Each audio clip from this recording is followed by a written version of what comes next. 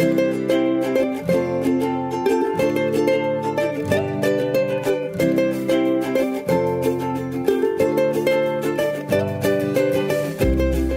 am Anna Seawold, and this is Authentic Parenting, a podcast about personal development in the context of parenting, where I explore how you can find more calm, connection, and joy in parenting through the process of self-discovery and inner growth with a trauma-informed lens. I'm a parent educator, and my mission is to help children by helping parents. The motto of this podcast is raising our children, growing ourselves. Today, how to deal with emotional triggers and heal our relational wounds. As children, we need attuned, caring, consistent, present, and safe caregivers for optimal growth and development. Parental presence shapes who we become. When there is a consistent disruption of a child's sense of being safe and loved within the family, relational trauma occurs. And the effects of relational trauma can last a lifetime, as we have discussed time and time again on this podcast. We get hurt in relationships, and also we need to remember that we heal in relationships. If you'd like to learn more about the science of attachment styles, and how they inform our relationships and parenting, check out the episode with Dr. Jenny Rosier, 189, What's Your Attachment Style? In fact, I am going to suggest 2 more episodes that I think will complement today's show. Number 1, Episode 152, How Trauma Gets Stuck in Your Nervous System with Irene Lyon. And number 2, Episode 227, Moving Beyond Trauma with Eileen Smith. Today, I am speaking with a dynamic and animated guest, Dr. Nima. And he starts the show unexpectedly. Dr. Nima Ramani is a chiropractor and an educator specializing in helping individuals and professionals get to the root cause of their physical and emotional challenges, from stressed, depressed, and anxious to living powerfully aligned and on purpose. After building a successful chiropractic practice in Maple Ridge, Canada, Dr. Nima sold his clinic in June 2016 to pursue his passion for teaching and coaching professionals. In this episode, he openly shares about his early prolonged separation from his mom and his twin brother, how his attachment history translated into his adult, especially romantic relationships, and how he healed his relational wounds, and how he has come to develop his own method called the Overview Method of helping others. For full episode show notes, additional free resources on parenting, contact info, and ways to work with me, visit authenticparenting.com. If you haven't already, be sure to subscribe to the show wherever you get your podcasts, Apple Podcasts, Google Podcasts, Spotify, and a podcast player of your choice. And now, please enjoy this lively conversation with Dr. Nima. Dr. Nima, welcome to the show. Oh, great to have me. Great to have you, me here. Like, I'm so honored. Great. Why don't we then start with your rap song? Okay. Well, I wrote this, as a chiropractor and feeling frustrated as to why people are just looking for an outside solution. So the song goes, pills don't teach skills. You got to look inside if you want to find the answer to your ills. Pills don't teach skills. Covering the truth in exchange for your dollar bills. So that's just the chorus. Oh, yeah. Oh, man. And here you are, you're going to talk about serious topics, triggers, trauma. I like that you put humor in it too. That's great. Well, you have to. I mean, this is important information. We're talking about the nervous system, and we're talking about a revolution in healthcare, a revolution in parenting, a revolution in just our way of being. So it's going to take people to empower themselves with learning about how their bodies function. This is what I'm all about. And so if you're not doing it with storytelling, if you're not doing it in an entertaining way, it's not going to land. People aren't going to take their responsibility, and then they're going to kind of outwardly project it and expect other people to do the work for them. And this is about our deep inner work that we're all responsible for. Yeah. So this whole thing, the whole social media is saturated with your inner child, do your work, do the healing, do the work. Unpack that for us a little bit. What does it mean for you? What do you help people with? Have you done your own healing work? What did that entail? Because this healing is this mysterious process, and it's also this trendy thing. You got to do your own healing. Yeah. Right? What does that mean? What does that mean? What does that mean? Well, I'll tell you what I thought it meant. I'm a chiropractor. What the hell am I doing talking about this? But after about 15, 20 years, you talk to any body worker, and they will tell you that you cannot separate the emotional injuries from the physical ones. The emotion, to make a long story short, after about 15, 20 years of being a chiropractor, I discovered that if I don't help people address their emotional wounds and injuries, they're not going to get the full healing. And so 10 years ago, I created this workshop called Life Skills for a Stressful World in my practice. And that was, 11, 12 years ago. And I would just teach it in my Maple Ridge, British Columbia practice. The patients that came to these free little Saturday morning workshops ended up getting better faster, staying better longer because they were empowered with information. At the time, I was doing my own personal development work. My own healing work was about personal development, which is really Tony Robbins. Had a couple of psychotherapy counseling sessions, and it was really a cognitive intellectual process. I discovered. And I thought that healing was really an intellectual process about taking all of the narratives that I had about my life, about the resentments that I had with my mother, about the resentments that I had with my father, all of those incomplete relationships, and cognitively restructuring it and doing CBT type of stuff where you change the story intellectually. And it made sense, but it wouldn't change the fact that no amount of willpower or intellectual understanding changed the fact that when I would show up in relationships, I would repeat certain patterns again and again. When I would be confronted with certain things, it would trigger me into an unconscious state where I would become highly reactive, highly volatile, and abusive. And I could finish that experience, come down off of it, and look back and go, oh my gosh, like, I can't believe I reacted that way. Like, that's just not cool.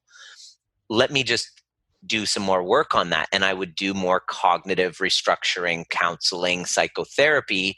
And I realized until one failed relationship after another, divorce, failed relationship after another. Here I was, 43 years old, after another toxic relationship breakdown, put my apartment up on Airbnb, and I knew exactly what I had to do. I did the most terrifying thing that I had to do, which was move back in with my parents to finally deal with this somatically. I realized that no matter what intellectualizing, counseling, therapy, personal development, landmark, whatever the stuff you can do on the outside to intellectualize something, it didn't change the fact that when my mother would say something, or she would tell me what to do, or my father's voice would raise, there was a physiological reaction in my body that went into closing down, shutting down, lack of safety. And so that's when I began what I now know to be the real inner work, which is nervous system regulation, paying attention to triggers instead of reacting outwardly, kind of projecting or closing down, shutting down, which is, we either kind of do one or the other when we become activated from an old wound. I actually went into the work of healing that, and actually going in and rescuing those younger parts of me, and learning the different stages of my nervous system, how we pretty much have 3 different personalities. We have the ventral vagal state where we're kind of in connection. Then when we get activated and triggered, we go into fight or flight, sympathetic fight or flight, or it gets beyond our ability to adapt and we go into a freeze state, which is called the dorsal vagal. And the dorsal vagal response, where we go into a freeze-like state. And the inner work is self-regulation of your nervous system by using the triggers to go inside and to confront and to connect with those younger parts of me that are actually activated when I'm triggered. Okay. And to face the shadow, those dark parts of me, the parts of me that I don't even know are there and I don't even want to admit, and actually confront those old wounds and to face them, feel them, and actually heal them. That's the inner work. So you don't need to necessarily know the story of the trigger, but you have to be with the body experience in the moment and try to stay with the feeling, observe your body, and learn to slowly regulate yourself. Is that correct? Exactly. 100%. Because if we don't do that, we're forever looking outside of us to rescue us. Maybe the right relationship. Maybe if my kid gets this done. Maybe if my partner so-and-so, then I will not be triggered so much. And so the inner work is taking 100% responsibility, not blame, because it's not your fault. We're all just the product of intergenerational trauma. It didn't start with you. It didn't start with your parents. It is just this matrix of society and belief and tradition and trauma and shame that just gets passed down through the reactivity of our parents. It's a question I love asking. Is, imagine if your parents valued themselves enough to take the time to heal their attachment wounds. What different experience of life would you have had?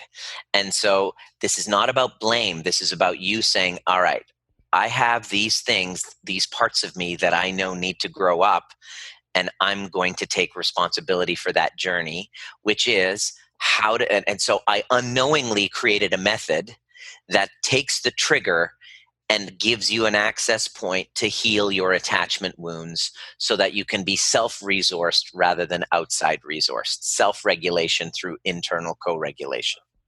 But what if somebody is completely overwhelmed by a trigger? Right? Because sometimes the trigger is so... That's mostly how it happens. Yes. The work becomes to learn how to regulate that. And so the programs that we have is that, all right, the only way is by becoming willing to be triggered. What if we're so overwhelmed? Everybody's overwhelmed by their trigger, especially during COVID. And whatever's going on in COVID isn't really about COVID. It's about those old triggers that have yet to be resolved. What if somebody's overwhelmed? It means you have unresolved grief and wounding. That's what it means. If there was a specific question in that, I'd love to hear it. But what if somebody was overwhelmed by their triggers? Yes. The answer is yes, they are. So what's the question? So the question is, there are degrees of triggers, right? Something could be like completely on a scale of 1 to 10. 10, it can throw off your rails, right? Mm-hmm. And there could be minor triggers that are not as triggering. So do you recommend starting with the lower grade triggers to accommodate sort of to learn about yourself? Well, here's the thing. The deeper the reactivity, the deeper the wound. Whenever there's a reactivity, there's a wound. Do I recommend? Well, I recommend somebody saying, I'm willing to learn the skills of taking what I'm confronted by and taking full responsibility for self-regulating that. I want to learn how to do that because not doing that has been too costly in my marriage. Not doing that is too costly to my health because it'll affect your health. This is what happens. Anxiety, digestive issues. It destroys all relationships. People don't feel safe around you. The truth can't be spoken around you, because what if it sends you into a tailspin? We all have that experience of, oh, I can't tell this person that because of a fear of reactivity. And these reactivities block intimacy. Essentially, without addressing these, you don't have intimacy in your life. You don't have healthy relationships. You don't feel safe in your body. And you become a shitty parent because you're downloading them all unconsciously onto your children. Just look at your upbringing. Look at the modeling you had. You are parenting your children the way you were parented, unconsciously. Even though many parents pledge not to, but because of the wounding. I right? swear I will never do what my mother did. And then lo and behold, everyone who reaches out, they're like, I'm turning into my mother and I promised that I wouldn't. I'm like, and that's not your fault. It's in your conditioning. It's in your nervous system. And so do I recommend small trigger? Like, I just recommend you committing to the process and being willing to work with whatever's there and making sure you have a guide along the way, because you're going to turn into unconscious really quick as soon as you're triggered. Yes, and all sorts of primal instincts may arise, and the person may feel even completely unsafe, right? You need someone. We get hurt. I didn't do it alone. We get hurt in relationships, but we also heal in relationships. 100%. And I'm a self-healer. I truly believe in self-healing, and that's my responsibility. And we also require guidance and a community, right? At the beginning, and I hope you don't take offense to this, I would send my patients to psychotherapists, and I realized that the training of psychotherapy was incomplete because of that. It was diagnosis and medicalized. There's nothing wrong with you. You're just adapting to childhood attachment wounds, and you're adapting beautifully to them. We slap a label on people without understanding how the nervous system functions. And now you have this disorder, which becomes your perpetrator. You're now the victim to a disorder in which you need a hero on the outside, a guide, a doctor, a psychotherapist, and now they're responsible for healing you from this condition that you're a victim to. And that you're stuck in that cycle for 2 years talking about your mother. And I was like, this isn't working. I'm going to create my own methodology and just be willing to be called out for being outside my scope of practice. And I just teach the tools of self-regulation. I teach people how to become masters of their nervous systems. Okay, well, let's talk about that, because I want to share some practical stuff with my listener. Maybe you can give an example, and on that example, do a little teaching. I don't know how you do that. Yeah. Okay. So the overview method is something that I created. It's a cognitive tool. So this is what I had to create because there was nothing out there for me to help heal my attachment wounds. I was finding myself in relationships for having the same patterns. I was doing psychotherapy. I did anger management. I did all this stuff. It really wasn't sticking until I put it all together. And this is what I came up with, is that the overview method is a cognitive-based and a somatic-based tool of healing your attachment traumas and wounds. And it's an ongoing active meditation that you can do yourself and you can learn to master and retrain your nervous system to take a trigger, and instead of becoming reactive or shutting down because it's not safe to feel those feelings, we pause and we feel them. And we sit in the sensation without explanation. So when you get triggered, you want to stop and just feel it. Get into the body and feel it fully. This is the first kind of milestone, kind of Everest you need to climb, because you are so conditioned to avoid that. You will do everything you can to avoid feeling. You will do everything you can to avoid the disgusting sensation of the feelings. But what you do is you just first feel it. And then once you've done that, you want to feel it in your body and put your hand over it.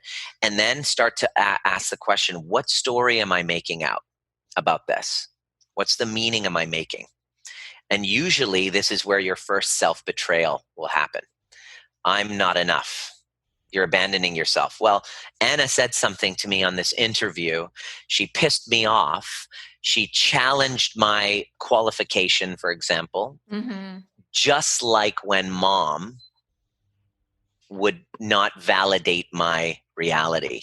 So Anna is now bringing up a wound that has me feeling that I'm not enough, and I feel that fully, and then I go back to an earlier memory. And I will find myself in a space where I'm 5 years old, I'm 10 years old, I'm 15 years old, whatever, when I was telling my mother that I wanted to do so-and-so with my career, and she said, no, do this. There's an invalidation there. And we have been accumulating many of these evidences and these stories in our bodies. And so there's a limitless supply of these old narratives in our body. And the quieting of our self, taking that sacred pause, feeling the feelings and going back to those earlier memories opens the portal to parts of me that I haven't yet loved, that are waiting for me. And then I'll see a younger part of me that I can embody and join. And the overview method really is about joining that younger part and reparenting that younger part through a series of questions that I've kind of come up with that help you shift that story of from the victim to seeing the other side, where you were being acknowledged, where there was love, and seeing it through the lens of your parent's wound, and reparenting that younger part, and that communication that you have with that younger self in that quiet sacred pause, which is like an active meditation.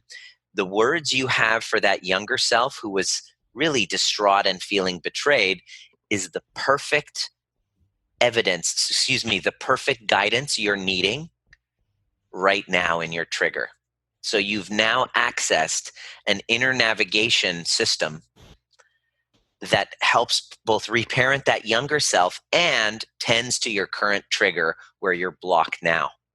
All self-resourcing. So it's a 5 to 10 to 20 minute process, depending on how good you get, to rewire yourself from the trigger reaction or shutdown to going inside, healing that younger part, self-resourcing, coming back fully resourced and able to handle the challenge that you're facing in the current reality. So it's a kind of a step-by-step thing I go through. Face it, feel it, go back to the earlier memory, reparent that, and then bring it back. And so it's a process, and I have courses and stuff that I teach the nuances of it. Mm-hmm. It's a process. It's not like you do it once and you're done. You apply this to every trigger that you're faced with. Correct? It's like exercise. Mm-hmm. Like working out. It's a neural exercise. This is what it is. It's a neural exercise to decondition old patterns. It's kind of like personal training or a physical injury. Okay, this is self-therapy. This is kind of like a workout. How often do you do it? Well, let's say you have a pattern in your relationships where you're kind of coming up to the same codependency. Mm-hmm. It keeps happening. You find yourself in a similar relationship, the narcissist codependent cycle. You're constantly betraying yourself. You don't know who you are. You are pleasing constantly. Well, doing one meditation on it isn't going to deprogram that. This is an ongoing process. According to Dr. Shefali, to heal those attachment wounds and shift those behaviors takes about a year to 2 of practicing it. It's just I've found the methodology that you can learn yourself and practice. And our clients notice within 3 weeks, within 6 weeks, within 9 weeks of practicing it, their nervous systems, their anxiety levels, the quality of their relationships, their health completely transform. I have this one client who's a diabetic, type 2 diabetic. I just got off the call with her in Dubai, and her blood sugars over the last 3 weeks of us working together have completely normalized when she wakes up in the morning and tests. And all we've been doing, she's been doing all of the things, all we've been doing is there's about 3 or 4 major wounds that she's been holding on to that haven't been addressed, that we went in and did the overview method on and had her continuing. I kind of taught it to her one-on-one through course, and she's been practicing it. So it's not a one and done. It's a neural exercise that you take on to decondition those old patterns of self-betrayal, self-abandonment you learned as a child in order to keep you safe. Sounds like a lot of work too. Well, I Right? tell people tell me that. They say this is a lot of work, and I say, yeah, it is, but the alternative to it is unbearable. True. It's more work not to do it, to come into these exact same patterns again and again, to feel, unhealthy. These old attachment wounds will create chronic illness later on. I mean, there's great research that shows adverse childhood events are directly tied into chronic illness. So it's for your health. Can I ask you, when you said you went back to your parents and you used the term attachment wound a few times, I understand what that means. I don't know, of course, in your own context. Are you willing to share a little bit more about your specific Totally. wound? Yeah. About your So specific... here I am. Number one, Mhm. I was born in Iran in 1975. Within a couple of years, there was the Iran-Iraq war. There was unrest happening. So there were bombs in the city that when I was like 2 years old, my father had to take the two of us and grab us and go right under the bed. So like for protection. So that fright was in my body, and I don't even remember it. When I'm 2 years old, my brother gets mononucleosis, mono, but they didn't know what it was. It was misdiagnosed as leukemia. Wow. So for about a month, they thought that he was going to die. And so you can imagine the amount of stress and trauma of that with all the war stuff going on in the background for a month, trying to figure out and get a correct diagnosis. And then a few months later, my parents were like, we got to get the hell out of Iran. Let's come to Canada. And when they came to Canada, my mother had to come first to explore the country, immigrating, what city we're going to come to. So she could only bring one of the two boys with her. Which one would you bring? She If brought the you're a older parent. one, probably. Well, we're twins. Oh, you're twins? We're twins. Yeah, it's my twin brother. Which one do you bring? Which one do you choose? She probably chose the healthy one. She chose the difficult one, the unhealthy one, so that the healthy one, me, could stay with grandma and grandpa while dad was working. So I had the experience in my body for 3 months as a 2-year-old when my neurology was all being formed and attachment was there, of having a separation trauma from my mother and my twin brother. Okay? Now that led me unconsciously to having a defensive detachment with the feminine. So when mom came back, my relationship with my mom has always been strained because of that. I don't trust that the feminine will be there. So in my body, there's a deep sense of needing validation from the feminine, yet having a resentment and a lack of trust that they will. So how do I show up in relationships? Well, I can't really. One, I need to have several just in case. So I would behave in ways. Does that make sense? Does that make sense? I want to slow it down a little bit because this is really good. Yes, Yeah. Of course it does, because you have to have a few just in case one doesn't come back. Right. And so what choice of women do I choose, Anna? With that wound, that abandonment wound deep in my body, notice, I don't remember any of it. I just find myself dating the same type of woman. What do you think? Well, I don't know. Maybe you should tell me. I'm afraid to say something. Don't be afraid. What would you, if I have a fear of losing, being abandoned, what kind of relationship as a self-protective mechanism do I choose? What kind of women do I choose? Codependent women? Exactly. Okay. Yay. I got it right. You got it. Doc. Because I have a conditioning that what if I don't get it right? No, I'm kidding. Totally. I saw that. By the way, I could see. No, because I'm thinking, where is he going with this? I'm already like trying to solve the mystery a few steps in my mind. I get it. But Wow. so I would find myself in these same patterns Mm-hmm. of the codependent narcissistic cycle. I was the narcissist. I'd choose the codependent. And I would find women that I never, like, that were wounded birds. I became very, very good at being a chiropractor, really Mm-hmm. good with connecting with people, really Taking good care of them. taking care of them, pleasing them, rescuing them, so that I never had to have that painful feeling of that early attachment trauma. Does that make sense? So that they don't have to leave, right? They Right. always need you. They always need you. Right. But I don't trust. So I can't settle down with one. So I have this avoidant pattern.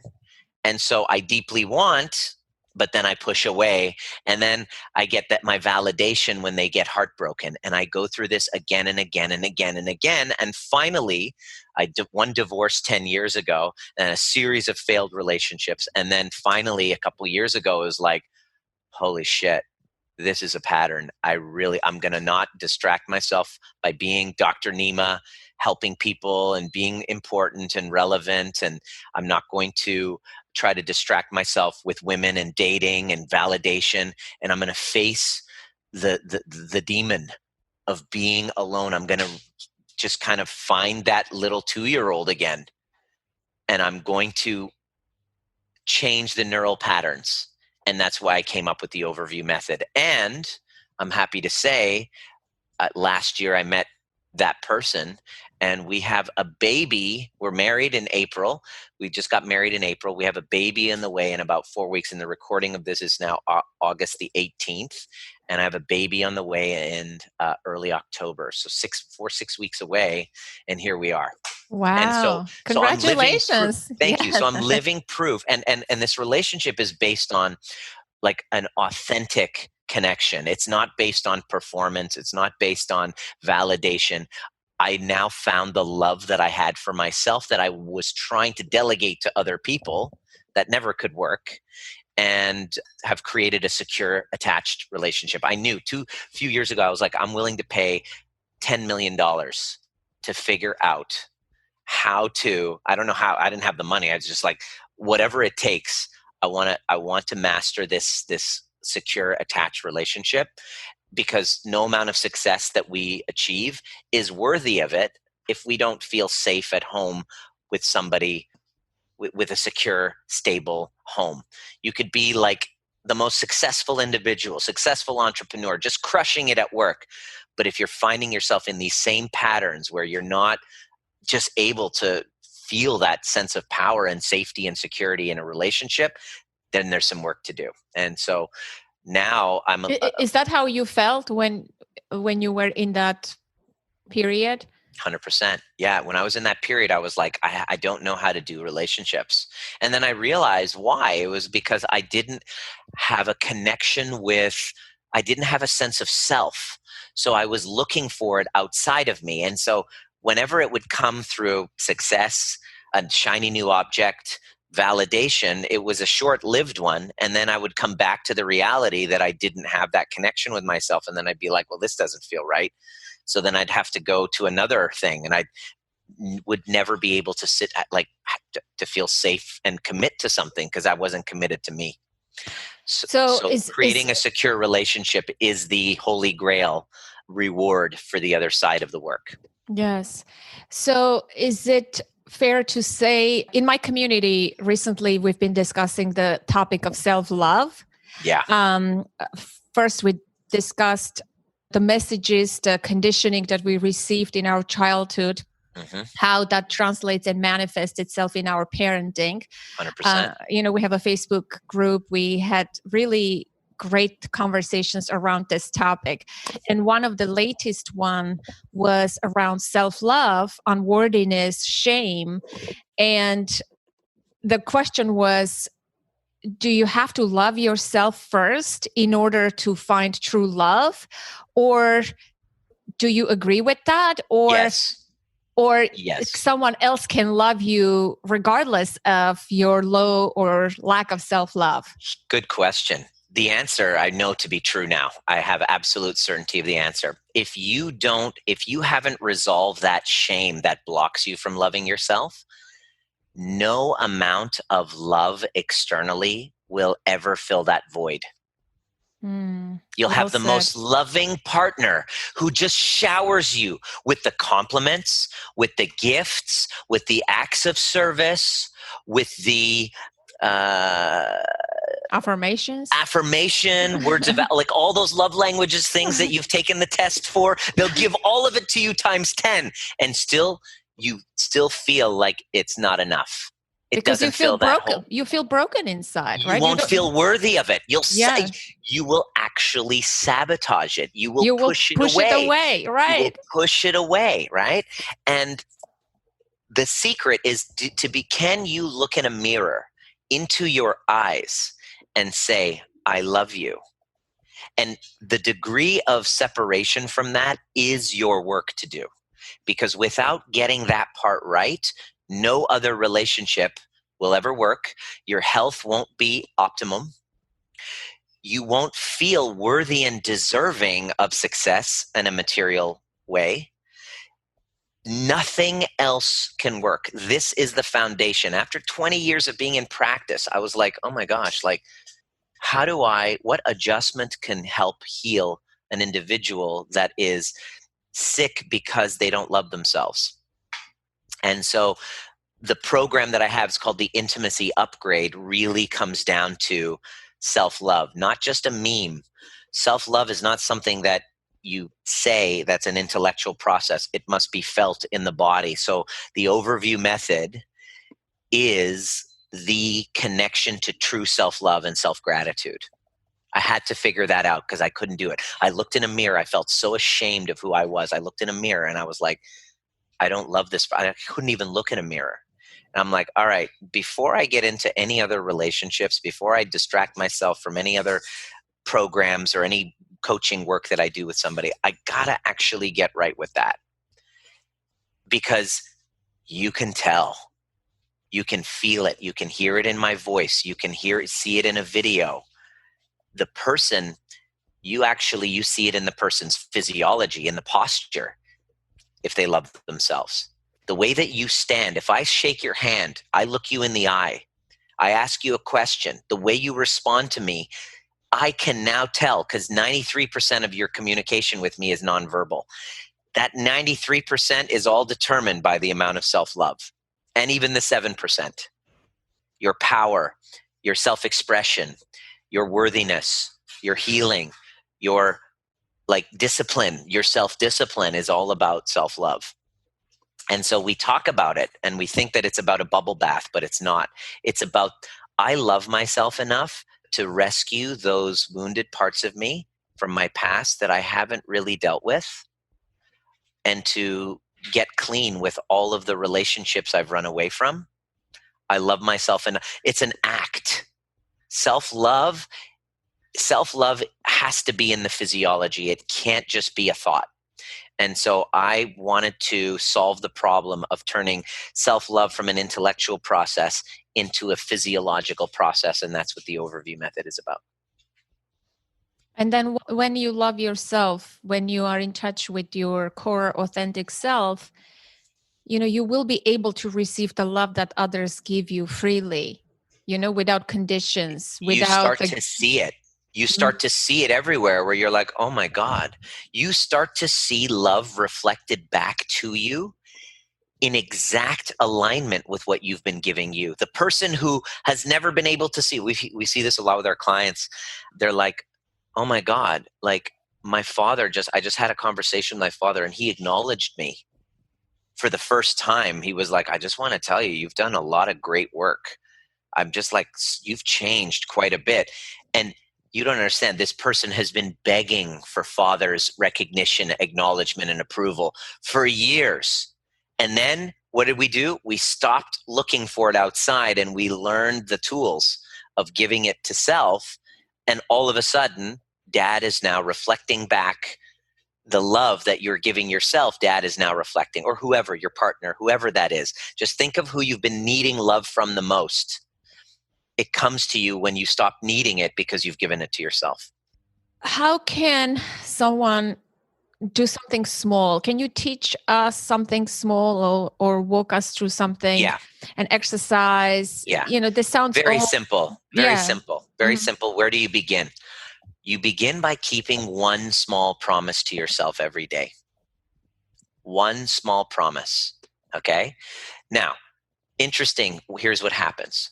This last night before I went to bed and I was journaling, I wrote down that I'm going to wake up in the morning. As soon as I wake up, before all of my calls, my interview with you, I'm going to go for a really good run.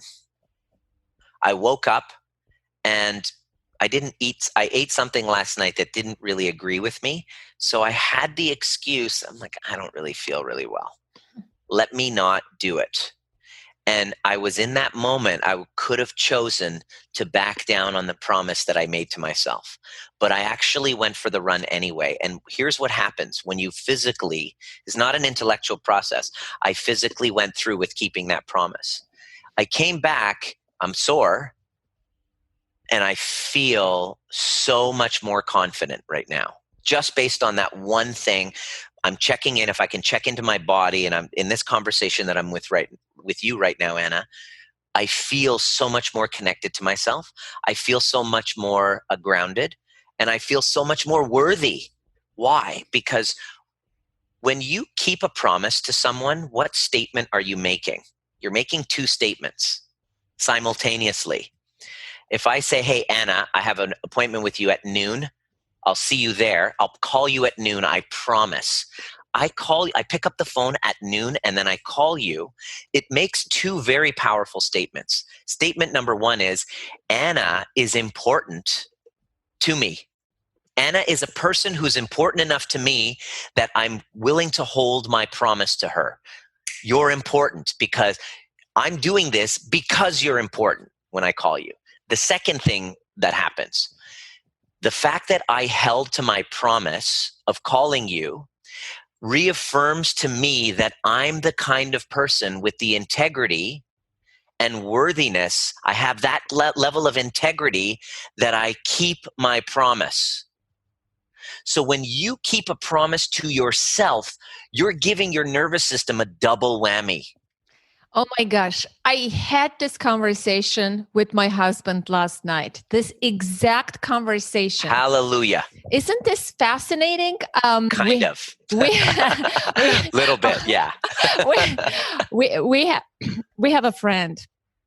And we were just, I've been talking about self-love, worthiness in my community on the podcast recently. So I am marinating in this topic and I'm seeing it everywhere. Right? Yeah. And you're connecting some dots in my mind. But I was having this conversation exactly about responsibility, about commitment. When I commit, and this friend of mine constantly breaks commitments. They're small. They're not like high stake commitments. Right. And I said to my husband, that's it. I'm fed up. And he says, why do you think it's happening? And I started explaining the unworthiness, the lack of self-love.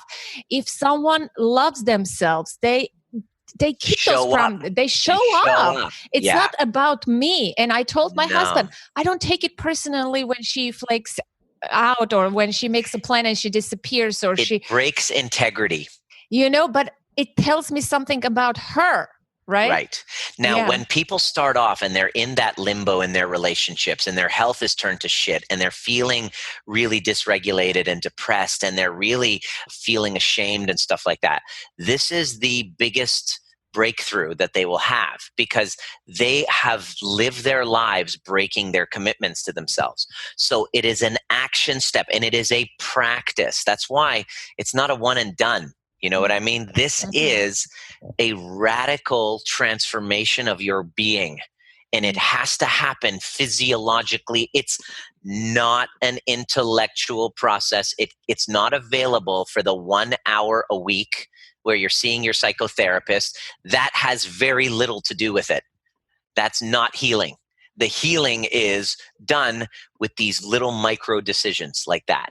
And I'm telling you, every time I keep that commitment, just a small promise, start small. I'm going to go to the gym today, or I'm going to wake up on time and I'm going to meditate today. And you keep that promise.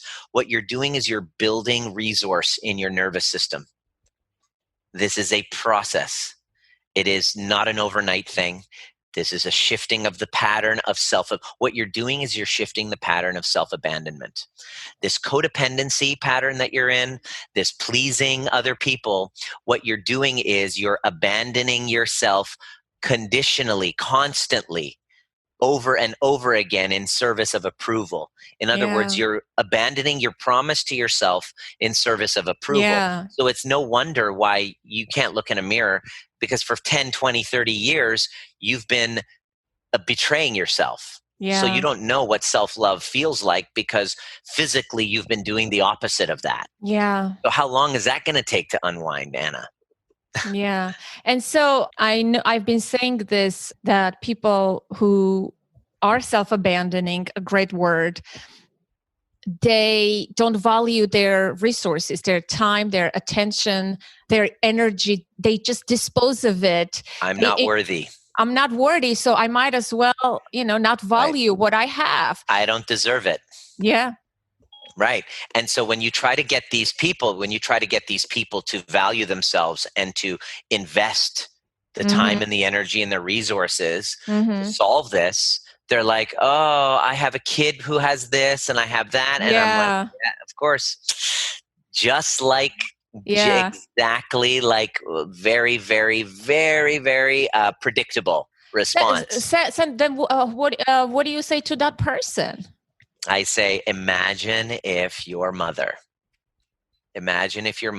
valued herself beyond the excuses that you're giving to actually prioritize her own healing of her own attachment wounds. What difference would that have made in your life? If that's not enough to wake them up, then they're just maybe, wanting to stay stuck in that. It's the biggest factor is the fear, because I'm not deserving. It's also comfortable, right? And it's also their comfort. Right. Yeah. Because here's the thing. In order for me to change my pattern, I have to feel worthy and deserving. And I have these emotional contracts with people that I am a certain way. I give up my own needs for you. So the moment where you say, no, these are my boundaries, this is what I want, the people around you don't react positively about that. The guilt that you feel is so unbearable. You don't know how to work with the guilt because it reminds you of an earlier wounding. So you try to bypass the guilt by pleasing. And then what happens is you then trade the guilt for resentment. So now you hate those people. Yes. And now, all because you chose resentment over guilt. And so you're trying to do it painlessly. Yeah. So what I try to teach people to do is to get good at guilt. Guilt is the first, when you're enmeshed emotionally with people, guilt is the price of admission, is the price of differentiation, is the cost of differentiating from this enmeshment you have with other people. So you got to get good at guilt in order to choose yourself sometimes, especially for the pleasers out there. Yes.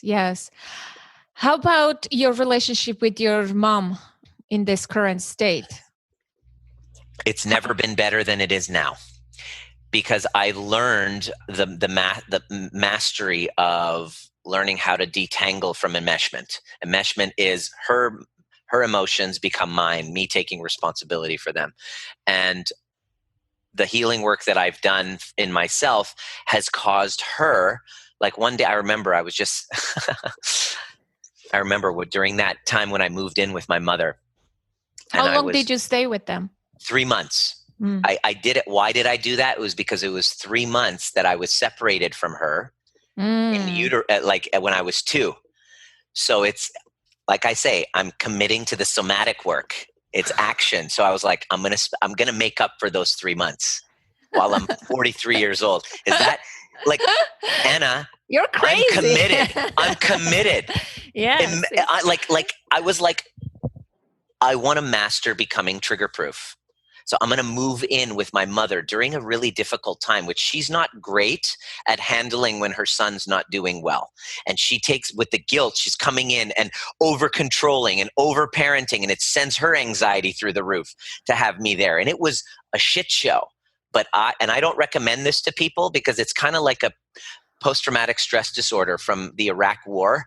Like from Iraq, you come to the United States, and 2 weeks later, trying to heal from the PTSD, you get sent back to Iraq. That's what it was like for me moving back into my parents. I went in and I basically re-traumatized myself. That's why I call it trigger proof. So I, so I remember her saying, like, they're narcissistic parents. They're Persian. It was like their children are an extension of their identity, and it was like it has to look good, it has to be a certain way. So I was the black sheep, so everything was incorrect. And so I moved back in. My twin brother, happily married, 2 kids, he's a dentist, crushing it, and me, a failure at 43, moving back in with my parents and really committing to the process of healing myself, even though they were projecting their own failures of themselves on me and blaming me and telling me I should go to psychiatrists and take medications and all of this. Can I love here was my task. Can I love myself despite knowing their anxious attachments to try to fix me, to try to absolve themselves of the responsibility and the guilt, because I knew that was going to happen? Can I still love myself regardless? So as I took on the work and we had conflict, but I would go back and I would reparent and I would regulate and I would do the overview method again and again and again. And my mother was like, what is it that you need from us? And then I told her this at the beginning when we moved in. I said, what I need from you is probably not available. I didn't need to be fixed. And that sent them through the roof. Wow. I didn't need to be fixed. I didn't need for them to buy me a chiropractic practice and do all of this stuff. And structurally, I just needed emotional attunement. I needed empathy. What I needed from them was empathy. And they didn't have they didn't know how to do it. They had no ability to do that. And so I had to go in knowing, with the understanding and the experience of loving myself when I just wanted them to see me and hear me. And when I went in not expecting that and like giving up on the hope of that, after about 3-4 weeks of doing my work and going through some conflict with them, my mother comes in and says, Nima, your father and I are taking a course on empathy. Oh. I said, what? There was a little Persian psychotherapist. There was a Persian psychotherapist. But I love how you used her voice with the I do. And the accent. You know? I do the act like it. And you know that I'm from Armenia. We're neighbors. We're neighbors. Yeah. So you get it. Everything I'm saying to you is probably like, I have a mother like that. My mother is kind of just like that.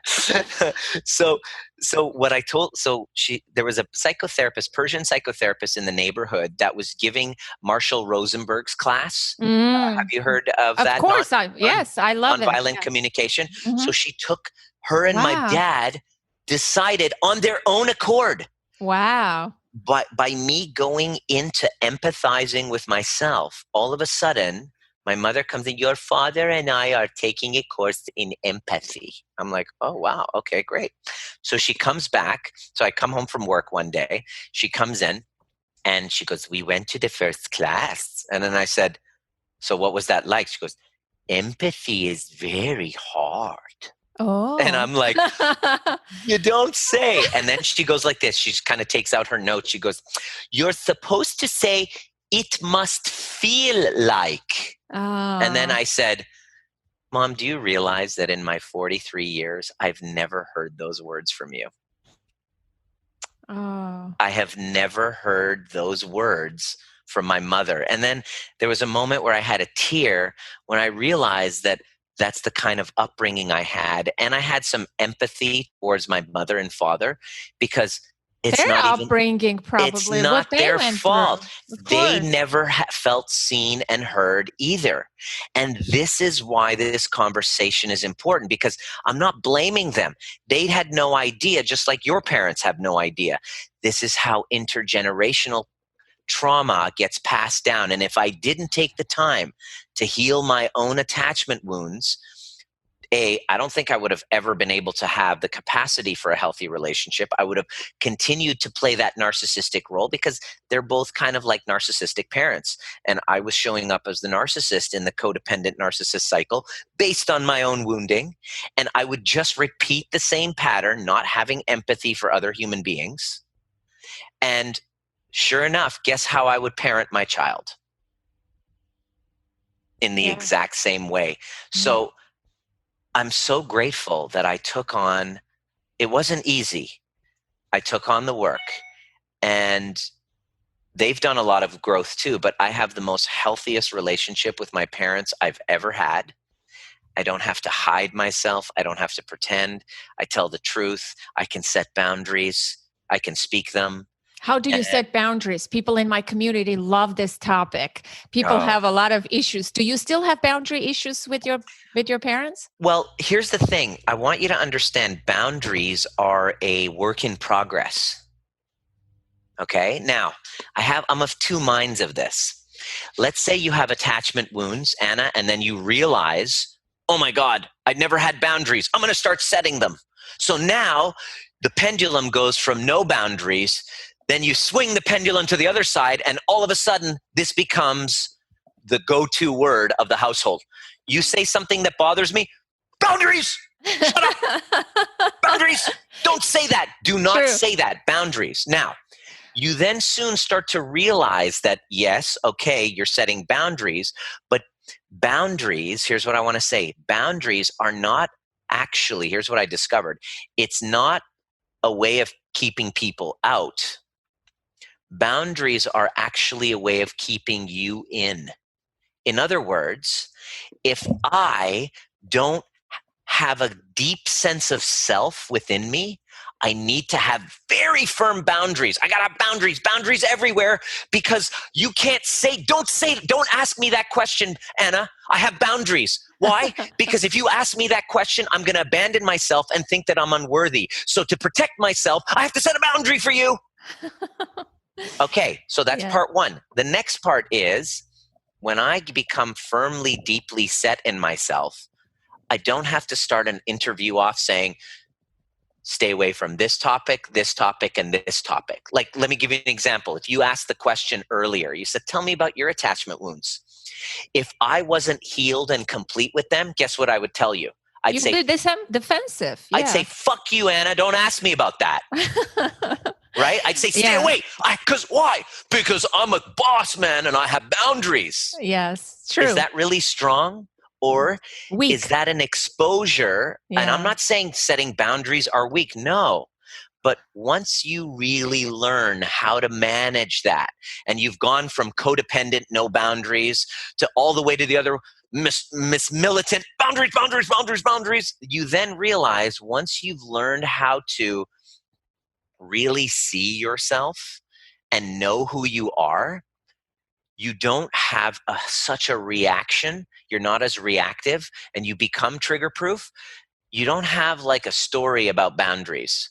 You know that they're work, and like, let me give you an example. I like giving examples. I just want to say that because I was laughing, the listener cannot see, but I can see your dramatic theatrical movements. So you're very, it's that's why I'm laughing. I'm not laughing at the content of what you're saying. Yeah. No, that's fine. That's cool.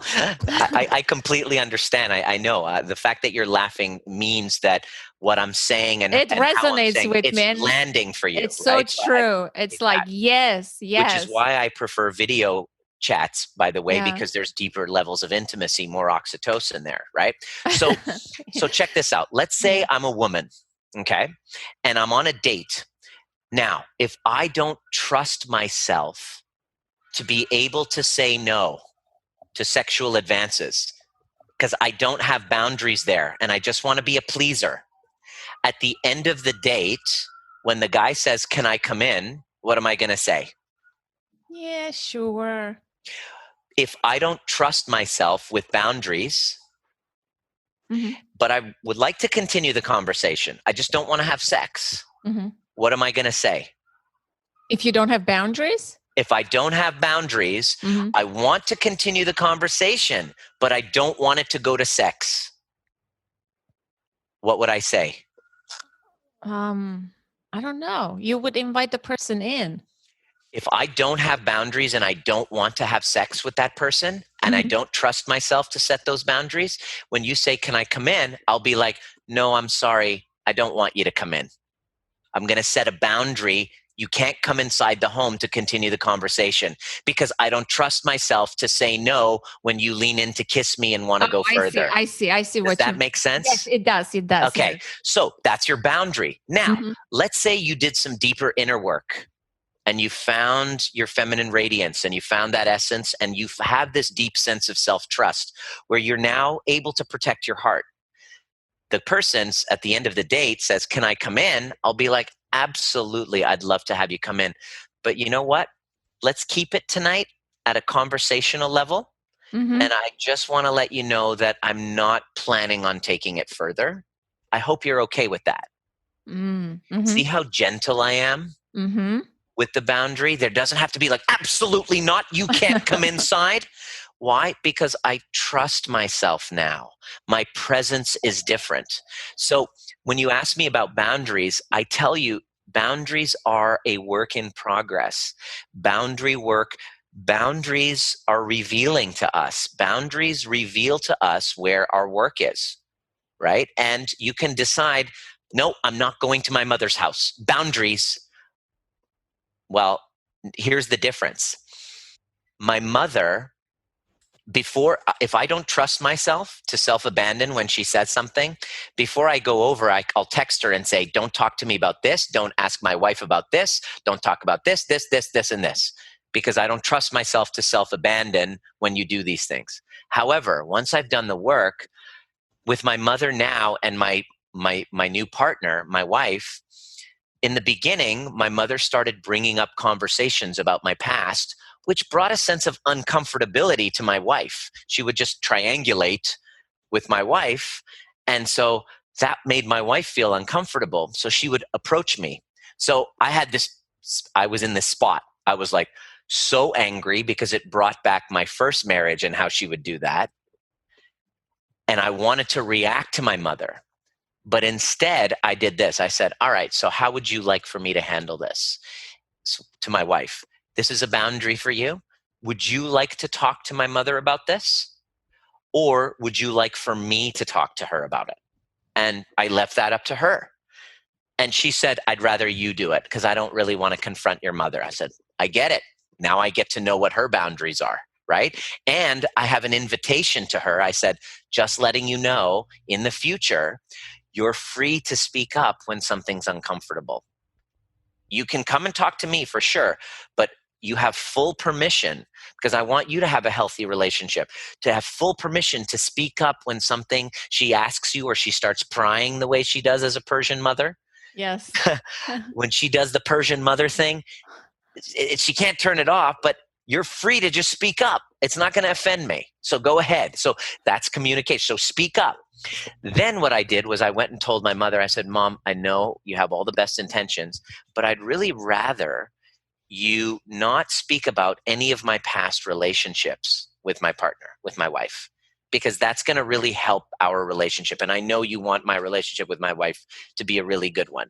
So you can help me by not doing that. So I really want to set a boundary, no more talking about those things. So how do I feel about boundaries? I feel great about them.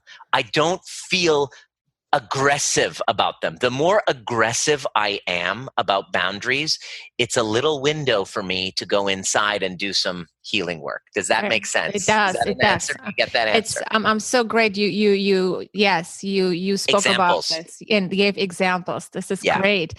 I've noticed on Instagram Mhm. that your wife is not Persian. I can guess at least. Is she not Persian? Oh, she's Canadian from Moose Jaw, Saskatchewan. Just And blonde-haired, blue-eyed, yes, as opposite of Persian as you can get. So it's a that's bit of a culture shock for her, if you can imagine. that's what I'm saying. I was going to ask you, and you're welcome to set a boundary. How Hey, did ask away. how did your parents, That was never a problem. no? There was never a cultural issue. We moved to Canada in 1979. So there was no question of culture. There's no culture. If whether she was Black or Chinese or Canadian or American, that was never a boundary or a problem. All that mattered to my parents truly was how greatly connected we are. And lucky, touch wood, so far so good. But I do have to say, my wife hugely benefits from the Persian cuisine, as you know. Like, oh my God, Anna, like we have the similar cuisine, chela kebab, all of the stews. She's like, she'd never tried it before, and she's just like in heaven. She's like, oh my gosh. So huge benefit to marry into a Persian family that loves cooking. Well, that's great. Do your parents live nearby? Yeah, it's a 40-minute drive outside of the city, and we see them at least once, twice a week, and they're very, very keen and excited about their new grandchild. That's what I was going to come to. It's going to be pretty interesting, And I'm going to have you back, Nima, to ask you how parenting is going for you. That's going to be, I'm writing a book right now called Trigger Proof, and already I'm planning my second book called Trigger Proof for Parents. I'm looking forward to learning from all of that. That's going to be my second iteration, which is great because at the beginning of this conversation, you weren't even sure that we were going to have the podcast interview, which is awesome. I'm glad to be back. No, that's not true. So I'm curious how you're going to parent. I'm going to keep in touch with you. Beautiful. What are your initial expectations of fatherhood, of parenthood? If you close your eyes for a moment, what I know myself. What are you entering into? I never thought I would be ready for being a dad. I was always like, I'm not quite sure. But because I've spent the last 2 years doing this inner work and healing, becoming a father to my younger self, I feel very prepared for it. I don't see it as just a kind of one-sided fantasy. I do expect to experience, that connection of seeing my child for the first time. We don't know if it's a boy or a girl, but I'm taking it on as a spiritual practice. Great. I'm taking it on as the child is here to teach me how to love myself further, deeper. And if I choose to take my marriage on that way and my work on that way and parenting on that way, then it reframes it into a realistic journey of growth is what it's all about, of a journey to teach me how to love parts of myself I didn't realize that were there. Because that child is about to bring up some stuff for me, and I look forward to dealing with it as it comes. Excellent. Sounds like a great place to end the conversation, which I truly enjoyed. I enjoyed listening to you. I also enjoyed watching you and rapping with you. Excellent. Well, congratulations. Good luck with the baby. I don't know how you can live with the mystery of not knowing the gender, but hey, I think it's going to be a boy. You think so? Mm-hmm. You have this intuitive hit. It's weird. People keep walking up to us in the street. Like we were at a restaurant yesterday or a couple days ago for my mom's birthday. And as we're walking out, this person stops us and says, sorry, I just wanted to let you know it's going to be a boy. And we're like, oh, thank you. And we've had people coming up and saying it's a girl as well. But so obviously it's 50-50, right? Yeah, it's one or the other. I'll let you know. You'll see. Just follow me on Instagram. You'll know. Believe me, I'll put it up there. Okay, excellent. And so before we say goodbye, where can the listener find you? Give us your Instagram and all your links. Yeah. drnima.com is my website. It's got everything, a bunch of content. It's got access to trainings that I have. And go to my Facebook page is the best way to get more trainings, my YouTube channel. Jump in my email list and you're going to get at least 3 trainings a week on learning how to become trigger proof. And I have a free training that I'm giving you in the link show notes there. It's called Becoming Trigger Proof, the 5 kind of steps to doing that. It's a 90-minute training, and I give a promo code there that'll teach you pretty much the route I went through and the kind of model that I put together from the last 20 years of my exploration in the nervous system and healing and personal growth. Excellent. Thank you so much from the bottom of my heart. We'll stay in touch. For sure, Anna. Thanks for having me.